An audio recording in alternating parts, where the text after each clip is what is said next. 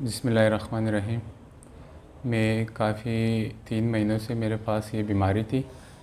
मैं कराची आया तो कराची मैंने काफ़ी इलाज कराए, तो उस इलाज के मुझे कुछ रिज़ल्ट नहीं मिला। तो फिर मैंने ये डॉक्टर साहब सीपीटी के सुना था यूट्यूब में, तो फिर मैं इनके पास आया।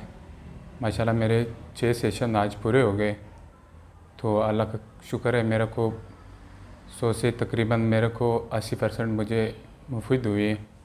मेरे तमाम भाइयों से ये गुजारिश है कि अपने कोई इंजेक्शन, कोई दवाई ऐसे इस्तेमाल ना करें और आइए इधर सीपीटी, इधर ऐसी इलाज होती है कि इसकी ना कोई दवाई है ना कोई मेडिसन है, और बेहतरीन दवाइयाँ होती है इसके।